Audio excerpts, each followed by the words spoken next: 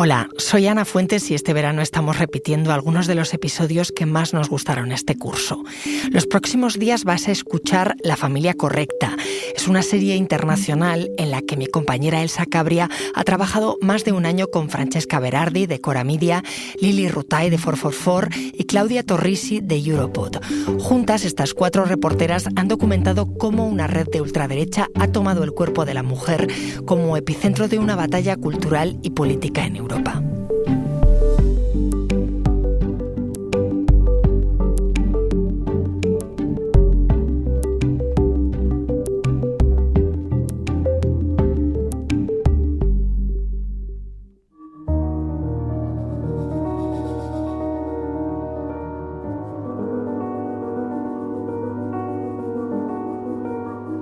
Madrid, Varsovia, Budapest, Roma, Turín, Valencia, Bruselas. Hemos recorrido estas ciudades para hablar con distintas mujeres y conocer el impacto que algo aparentemente inofensivo, casi etéreo, como la red política por los valores, trata de imponer. Que tengas muchos hijos, que no abortes y que rechaces la perspectiva de género. Todo este plan internacional en defensa de la llamada familia natural está teniendo un impacto en tu vida real, en tu vida diaria. Pero para comprender cómo hemos llegado hasta aquí, debemos revisar otra pieza fundamental del rompecabezas: el racismo.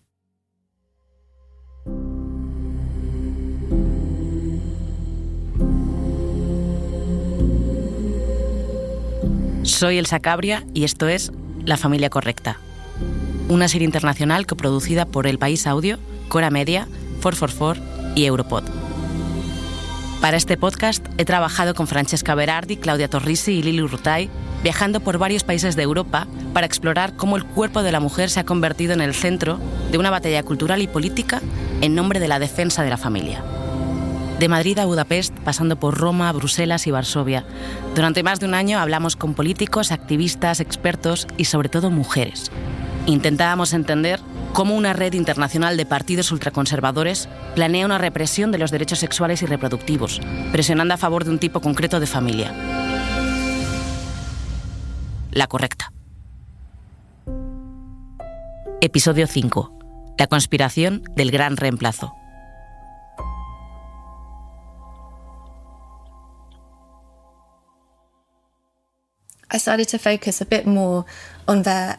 Pues empecé a centrarme un poco más en sus actividades en este ámbito y fue entonces cuando me di cuenta de que existía una enorme conexión entre el activismo de extrema derecha, las organizaciones cristianas de derecha nacionalista de Estados Unidos y Europa y el ataque global contra el derecho al aborto. Y por usar una expresión robada por la extrema derecha, fue como tomar la pastilla roja de Matrix. De repente lo veía por todas partes. Y ya sabes, una vez que empecé a darme cuenta, ya no pude parar. Esta es Sian Norris. Nos recibió en su casa de Bristol, al suroeste de Inglaterra. Si no has visto la película Matrix, te explico. El protagonista tuvo que elegir entre tomarse la pastilla azul y vivir en el mundo de irrealidad de Matrix, o tomarse la pastilla roja y afrontar la vida real, por cruda que fuera. Eligió la roja. Norris es periodista de investigación en la organización internacional Open Democracy y autora del libro Bodies Under Siege. Lleva años investigando la derecha británica, el movimiento antiabortista y sus conexiones internacionales. Pronto se dio cuenta de que siempre se repetían los mismos nombres de ONGs y fundaciones de extrema derecha. Según Norris, los partidos de ultraderecha de toda Europa adaptan su enfoque a cada país. En Rumanía, donde Norris comenzó su investigación y donde la homofobia sigue siendo habitual, llegaron a un gran público con ideas contrarias al colectivo LGBTIQ+. En Estados Unidos, donde las ideas cristiano-conservadoras están muy extendidas, atacaron primero el derecho al aborto. Así que la derecha británica, la extrema derecha y la derecha nacionalista cristiana británica han estado a favor de la educación inclusiva para las personas LGBTQ+, las drag queens y los derechos de las personas trans. Pero ahora esas mismas organizaciones están empezando a impulsar la ideología y la retórica antiabortista. Realmente creo que hay una táctica que vemos a nivel internacional y que consiste en averiguar qué tema te va a dar la victoria primero. En Polonia es el aborto, por ejemplo. En Hungría yo diría que son los derechos LGBT y en todos ellos también están los inmigrantes. And in all of them is migrant people as well.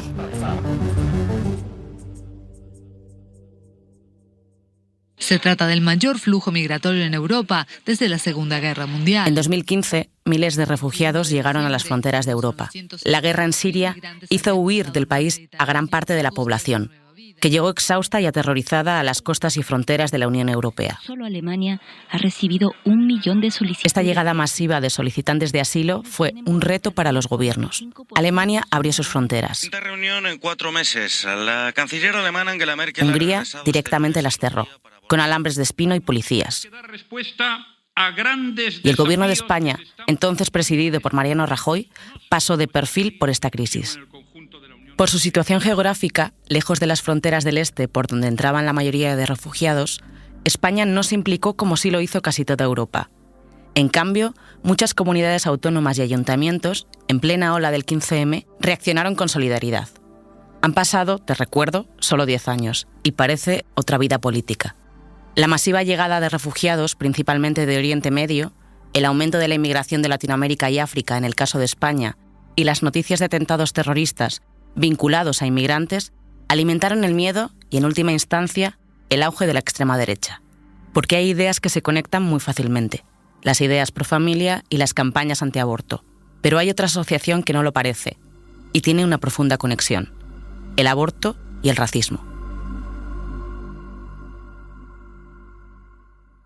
Durante su trabajo, Norris se ha convertido en una experta en la llamada teoría del gran reemplazo. Norris empezó a investigar a UK Life League, una organización antiabortista muy conocida por sus campañas antiabortistas en Gran Bretaña. No paraba de encontrar unas narrativas muy racistas y contrarias a los inmigrantes en publicaciones que lo que debatían era el aborto. Por ejemplo, hubo un editorial en una revista afín que básicamente hablaba de cómo se estaba sustituyendo a los niños blancos.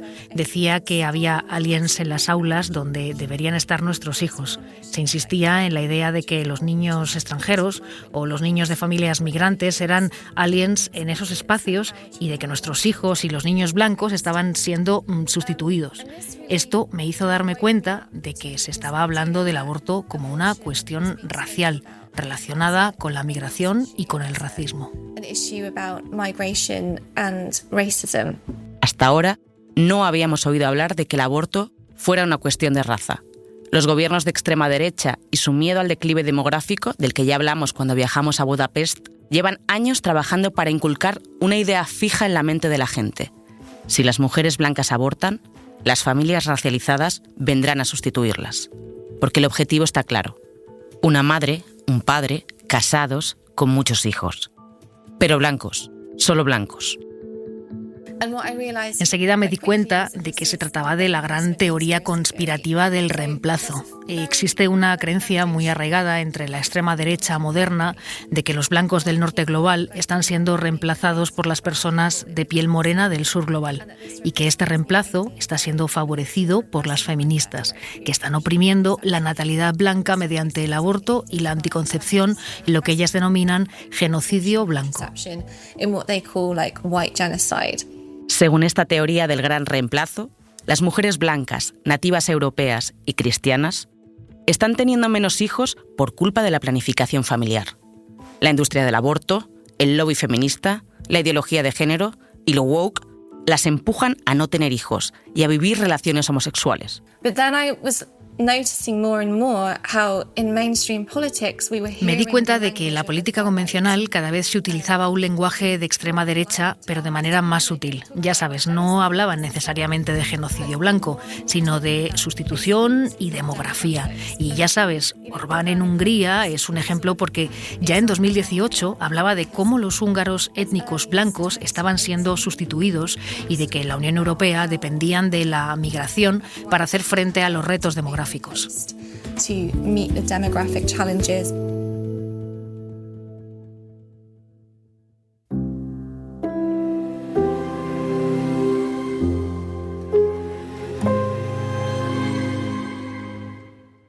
En 2022, Orbán pronunció un memorable discurso en un acto del partido Fidesz en Transilvania. La izquierda internacionalista recurre a una finta, a una artimaña ideológica, la afirmación, su afirmación, de que Europa, por su propia naturaleza, está poblada por pueblos mestizos. Se trata de un juego de manos histórico y semántico, porque confunde dos conceptos diferentes. Hay un mundo en el que los pueblos europeos se mezclan con los que llegan de fuera de Europa. Ese es un mundo mestizo. Y está nuestro mundo, en el que las personas de Europa se mezclan entre sí, se desplazan, trabajan y se trasladan. Así, por ejemplo, en la cuenca de los Cárpatos no somos mestizos, sino una mezcla de pueblos que vivimos en nuestra propia patria europea. Esta retórica del odio está calando en toda Europa. En Italia, el movimiento per la vita cristiano afirmó que faltaban 6 millones de niños italianos debido al aborto. En Alemania, la ultraderechista AfD hizo campaña en las últimas elecciones con carteles de mujeres embarazadas, rubias y de piel clara. ¿Nueva Alemania?, preguntaba el cartel. Haremos la nuestra, se podía leer debajo. El racismo crece dentro de las fronteras de la Unión Europea. Pero ahora, pongamos la atención primero aquí, en España. Desde que está gobernando Pedro Sánchez todo es un caos. Está ocurriendo en la red ferroviaria, que nunca había funcionado tan mal, está sucediendo en la PYME, en los temas de natalidad, en los temas de inmigración. Así hablaba Isabel Díaz Ayuso, presidenta de la Comunidad de Madrid. Es una líder del Partido Popular que ha calcado ciertos mensajes propios de la ultraderecha, porque repetir una consigna simple funciona.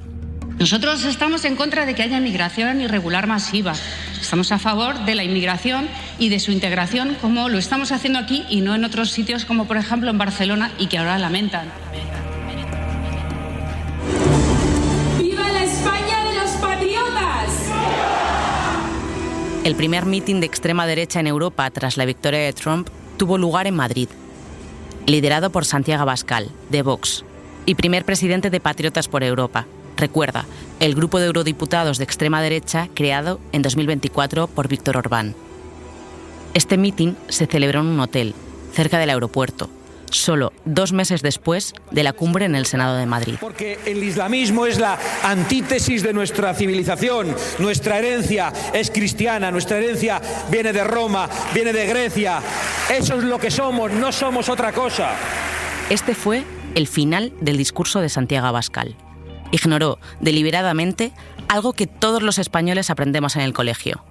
El territorio donde ahora está España estuvo bajo poder musulmán durante casi 800 años.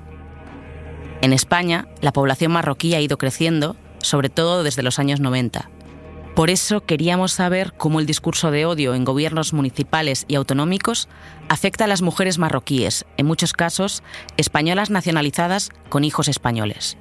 Así que llevé a Francesca, Lili y Claudia a Burgos. Sí. How did the migrants arrive to Spain and to Burgos specifically? Esta es Lili preguntándome cómo llegaron las personas inmigrantes a Burgos. Elegí Burgos porque Vox triplicó sus resultados en las últimas municipales. Hasta finales de 2024 fue una de las 5 capitales de provincia donde Vox gobernó por primera vez, y lo hizo en coalición con el Partido Popular.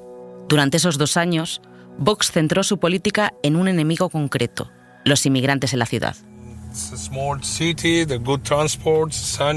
El taxista que nos llevaba nos oyó hablar y reaccionó amablemente en inglés. Rubén González nos dijo que Burgos es una ciudad tranquila, pequeña, con trabajo, limpia y muy segura. Una de las mejores ciudades de España para vivir. También nos dijo que Vox creó miedo en la gente contra los inmigrantes. Pero nos dijo también que no era real. La gente inmigrante iba a Burgos a trabajar. Hablamos de una ciudad con una de las tasas de paro más bajas de España. Así que esto no es algo que Vox pudiera utilizar contra los inmigrantes. Mientras el taxista nos hablaba de qué materiales se fabricaban en Burgos, yo les conté a Claudia, Francesca y Lili que la mayoría de inmigrantes trabajan en fábricas alrededor de una ciudad en la que Vox se esfuerza por implantar el discurso del odio, y que muchas mujeres marroquíes trabajan también como empleadas domésticas. La marroquí es la nacionalidad no comunitaria más numerosa en la ciudad. No me parece muy bien lo que hacen sobre el migrante, porque el migrante, hay gente también en Estados Unidos, en España, han ido a migrar en otro país. ¿Cómo se va a sentir él cuando le tratan mal o le llaman migrante? Se va a sentir mal, ¿no? Esta es Rabea Berraba. Tiene 60 años y vive desde hace más de 30 en Burgos. Suele estar en su casa, en el barrio de Gamonal, que es el más poblado de la ciudad y también el más diverso. Siempre con una bandeja de té y dulces marroquíes, siempre con sus 2 gatos, merodeando alrededor de su larga mesa. Nació en Marruecos y siempre ha profesado la fe musulmana. Hoy es española y está separada. Vive con 2 de sus 3 hijos españoles y también tiene un nieto, español. Rabea trabajó muchos años como empleada en casas y en fábricas hasta que el lupus la enfermó. Y por primera vez, hace 20 años, decidió ponerse el velo. Porque empezó a caerme el pelo. Yo nunca llevé el pañuelo, nunca. Tengo sobrinas, ninguna lleva pañuelo, pero mi hermana lo lleva. Y mi hermana jamás lo ha llevado. ¿Cómo encaja la familia de Rabea en la ideología de extrema derecha? Como enemiga. Vox hizo 3 grandes intentos de políticas anti-inmigración mientras estuvo en el poder. Primero, recortó radicalmente las ayudas a la cooperación internacional en los presupuestos locales. Luego, intentó que la policía local de Burgos fuera a las casas a buscar inmigrantes que no estuvieran empadronados. Si me paran en la calle y no saben si yo tengo papeles o no tengo papeles. ¿Por qué? ¿Cuánta gente tiene que parar los que tienen papeles? Y aquí todas tienen papeles. Aquí todas las que conozco tienen sus propios pisos, tienen sus hijos aquí, han nacido aquí. Vas a pararme y te voy a dar el DNI y ¿qué me vas a decir? Y va a parar el otro y le va a dar también sus papeles, ¿qué le va a decir? Esta segunda medida que cuestiona Rabea no prosperó porque el Partido Popular la rechazó. Pero Vox tenía un último plan antes de que acabara 2024.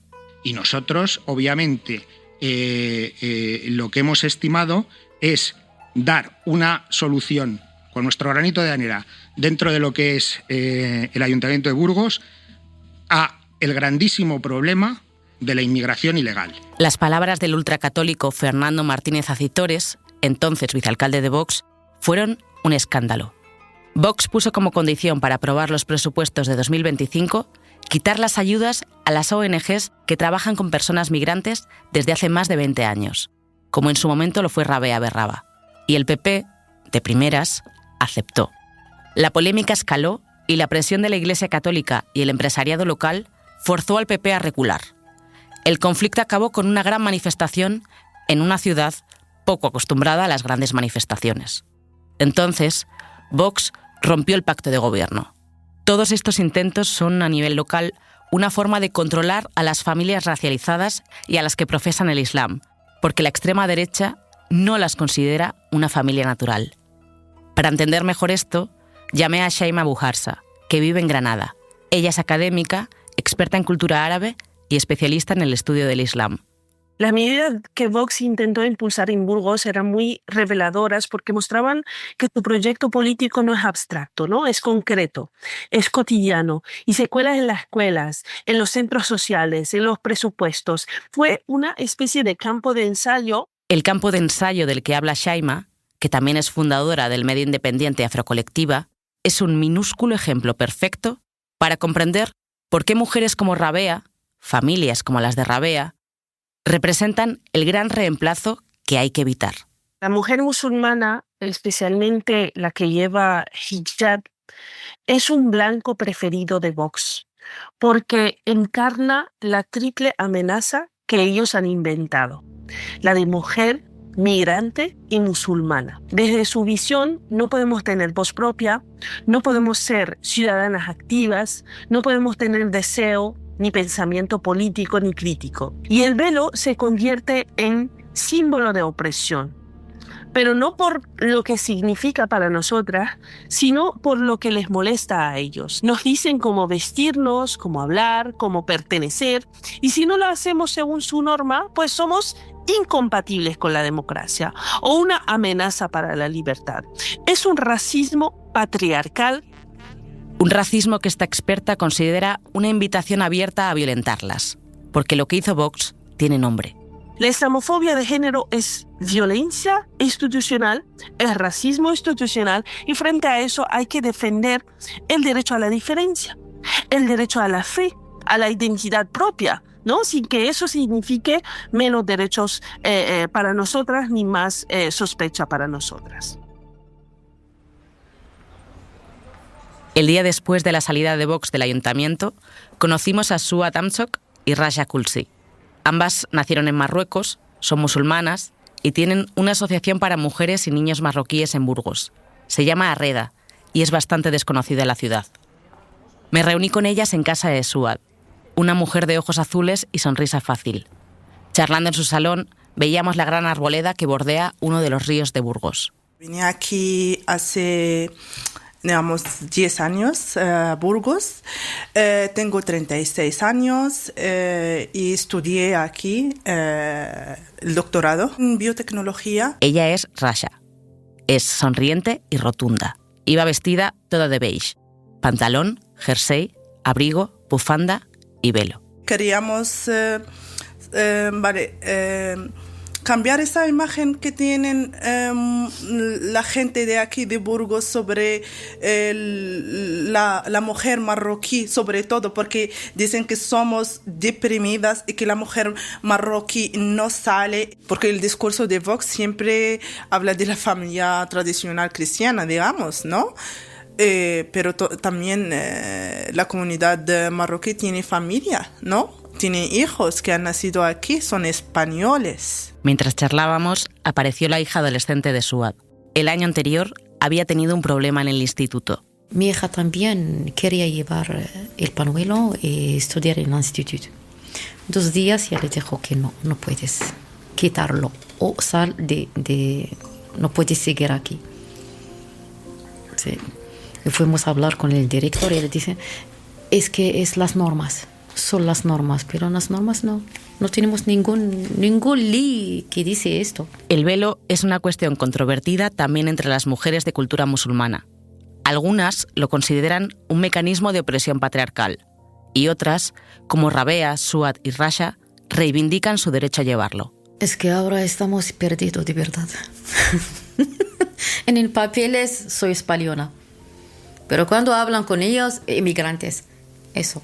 Entonces soy española inmigrantes, el título de nosotros, española inmigrantes. En 2019, Vox popularizó en España la expresión inmigración ilegal. Hasta entonces se hablaba más de inmigración irregular para hablar de personas extranjeras con o sin papeles.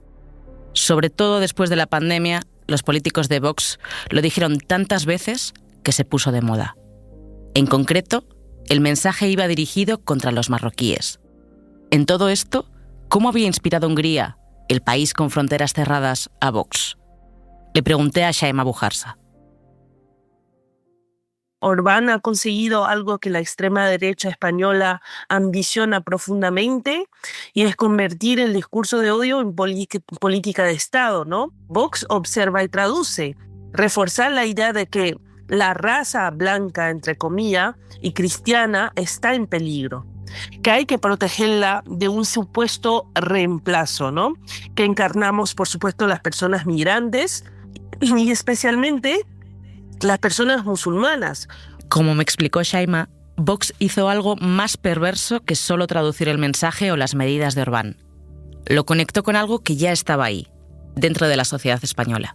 Este discurso no es nuevo, ni es reciente, tiene que ver con la construcción de la identidad española desde 1492. Es decir, soy todo lo que el moro, el gitano y el judío no es, ¿no?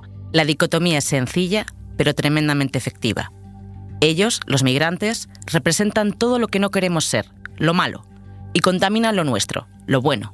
Cuando presenta a las personas musulmanas como imposibles de integrar, o sea, incompatibles con Occidente, todo esto construye la idea de que hay una población, entre comillas, auténtica española, blanca, católica, heteronormativa, y hay otra población que llega a sustituirla. Todo lo que me explicó Shaima me revolvió.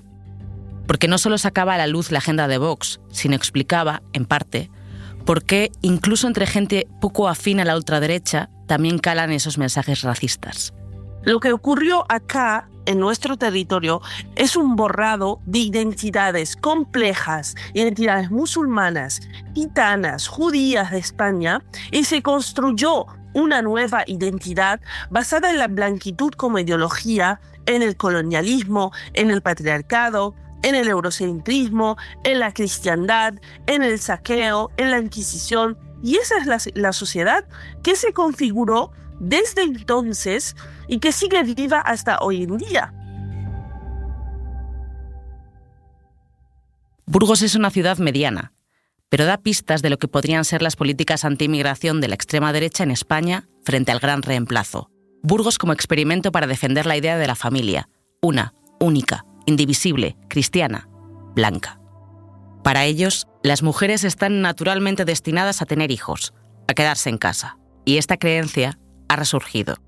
Lo vemos ahora por todas las redes sociales, especialmente con el auge de las llamadas tradwives o esposas tradicionales. Como mujer no estás cumpliendo tu papel natural a menos que tengas un bebé y luego muchos más. Y para los hombres, el orden natural es un estado de guerra, el estado de violencia. Pero como señala Norris, la idea que encarnan estas esposas tradicionales no es nueva. En la Alemania nazi, por ejemplo, el Estado entregaba medallas a las madres arias, celebrándolas por producir más ciudadanos alemanes. También, en la Italia fascista de Mussolini, el régimen recompensaba a las mujeres por tener más hijos. En España, hemos visto esas imágenes del nodo en las que se celebraban las familias muy numerosas. Incluso se hacían películas de éxito como La Gran Familia. Yo no creo que debamos tener miedo de hablar sobre el fascismo. Cuando vemos cómo la derecha antiabortista, y en particular la extrema derecha antiabortista, habla sobre el papel de la mujer en la sociedad, es algo fascista.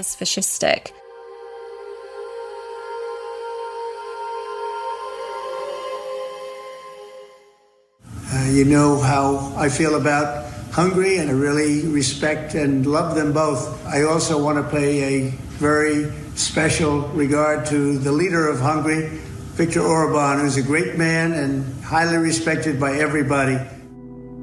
Este es el mensaje, casi declaración de amor, que Donald Trump, presidente de los Estados Unidos, hizo a Viktor Orbán. Era parte del mensaje oficial a los participantes en la última conferencia de acción política conservadora celebrada en Budapest en mayo. El lema de este año fue «Ha llegado la era de los patriotas». ¿Te acuerdas? La CEPAC es la reunión anual de la derecha estadounidense. Se lleva celebrando desde los años 70, pero es en la última década cuando ha comenzado a expandirse y ha prestado su nombre a varias conferencias de derechas más pequeñas en todo el mundo. Desde 2022, la CEPAC en Hungría se celebra anualmente. Organizada por el Centro de Derechos Fundamentales. Es el think tank vinculado a Fidesz que patrocinó la cumbre de la Red Política por los Valores en Madrid.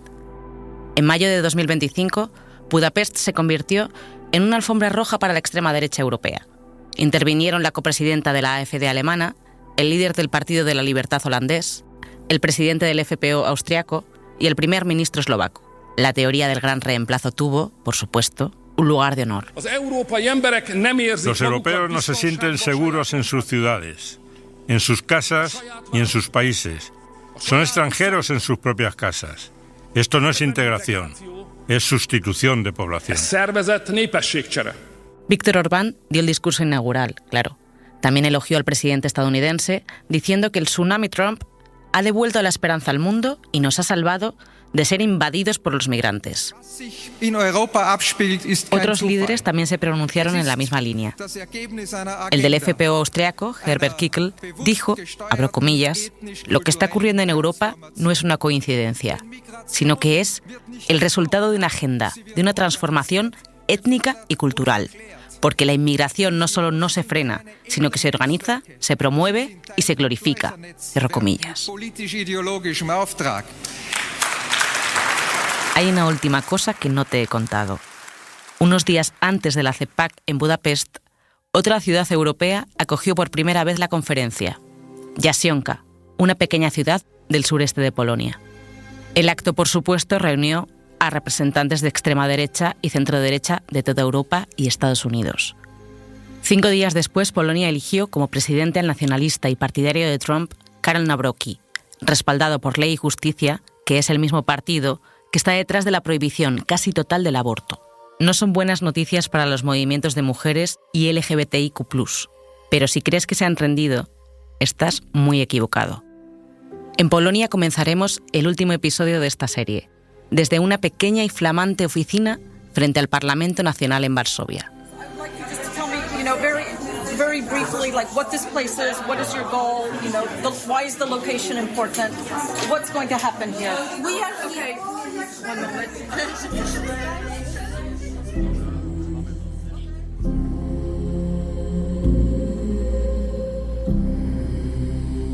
La Familia Correcta es un podcast coproducido por El País Audio, Cora Media, 444 y Europod. Se ha realizado en el marco del proyecto WePod, cofinanciado por el programa Europa Creativa de la Comisión Europea.